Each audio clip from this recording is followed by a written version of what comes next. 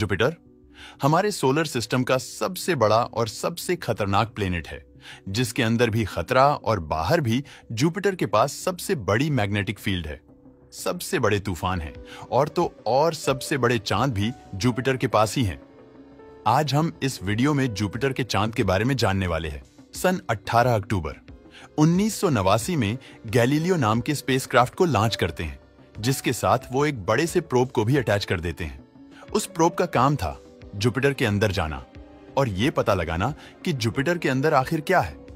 और अगर बात करें स्पेसक्राफ्ट की, तो स्पेसक्राफ्ट का काम था जुपिटर और उसके 4 सबसे बड़े मून्स की स्टडी करना, और उन दोनों को जुपिटर पर भेज दिया गया। खैर, प्रोब का मिशन तो कंप्लीट हो जाता है, लेकिन स्पेसक्राफ्ट को अब भी जुपिटर तक पहुंचने में पूरे 5 महीने बाकी थे। तो जब 5 महीने बाद वो स्पेसक्राफ्ट जुपिटर पर पहुंचता है, तो उसने जुपिटर के मून्स पर कुछ ऐसा देखा जिसका अंदाजा लगा पाना भी शायद मुश्किल था, क्योंकि साइंटिस्ट को लगता था कि जुपिटर के मून्स डेड और इनएक्टिव होंगे, जो कि बस पत्थर या बर्फ के टुकड़े होंगे। तो जैसे ही गैलीलियो स्पेसक्राफ्ट उन मून्स के पास से फ्लाई करता है, तो वो देखता है कि एक मून पर खोलता हुआ लावा है, जबकि उसका पड़ोसी मून बर्फ से ढका हुआ है। तो जुपिटर के उन मून्स पर आखिर क्या चल रहा है, चलो थोड़ा गहराई से जानते हैं। तो दोस्तों, अगर जुपिटर के मून्स की बात करें, तो जुपिटर के पास इस टाइम 95 मून्स हैं। लेकिन इस वीडियो में हम जिन मून्स के बारे में बात करेंगे वो हैं गैनीमीड, आयो, यूरोपा और कैलिस्टो, क्योंकि ये चारों मून्स जुपिटर के सबसे बड़े मून्स हैं। और यही वजह है कि साइंटिस्ट हमेशा से इन मून्स के बारे में जानना चाहते थे। मजे की बात तो ये है कि ये मून्स उस वक्त डिस्कवरी हुए थे जब कोई भी टेक्नोलॉजी नहीं थी दोस्तों। ये बात है 1610 की, जब गैलीलियो ने पहली बार एक छोटी सी टेलीस्कोप से जुपिटर को देखा, तो उसे जुपिटर के चारों मून्स भी दिखाई दिए। गैलीलियो ये सब देखकर काफी हैरान हुआ, क्योंकि वो पहली बार किसी दूसरे प्लेनेट के मून्स देख रहे थे, वरना तब तक लोग यही सोचते थे कि मून खाली पृथ्वी के पास है।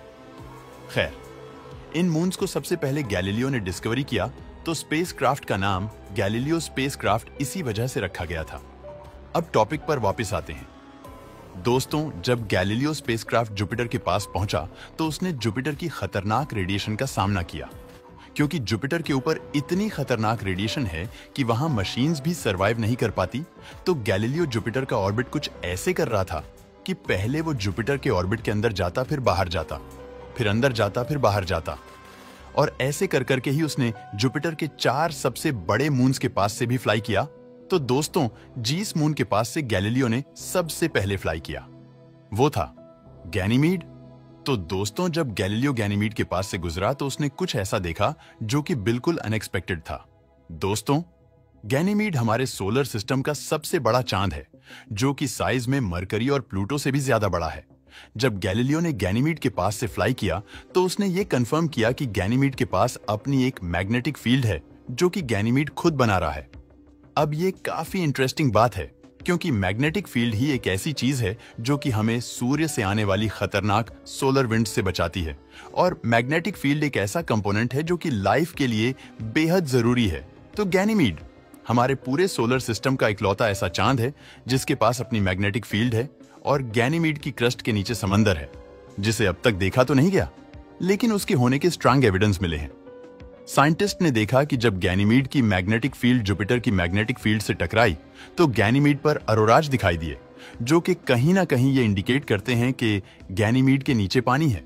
और हब्बल टेलीस्कोप ने भी ये कंफर्म किया कि गैनीमीड के नीचे एक बहुत बड़ा समंदर है, जो कि पृथ्वी पर मौजूद समंदरों से भी 10 गुना ज्यादा गहरा है, और उसका पानी इतना ज्यादा है कि अगर पृथ्वी के सारे समंदर मिला दिए जाए, तब भी वो गैनीमीड के पानी से कम बनते हैं।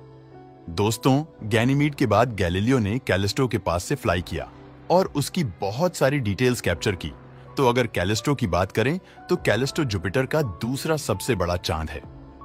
कैलिस्टो की सबसे खास बात यह है कि इसके पास एक बहुत ही अजीब सरफेस है।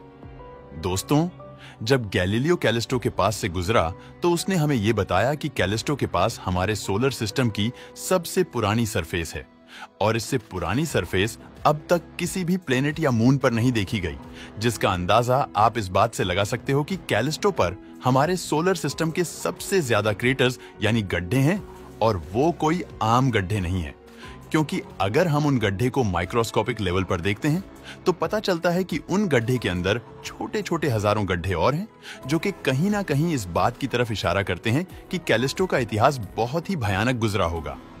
कैलिस्टो पर हजारों या फिर लाखों सालों तक एस्टेरॉयड की बारिश हुई होगी, जिसकी वजह से कैलिस्टो का ये हाल हुआ होगा। अब चलते हैं तीसरे मून की तरफ। दोस्तों, कैलिस्टो के पास से फ्लाई करने के बाद अब बारी थी आयो की। गैलीलियो आयो के पास से फ्लाई करता है तो वहां का नजारा सबसे अजीब देखने को मिलता है।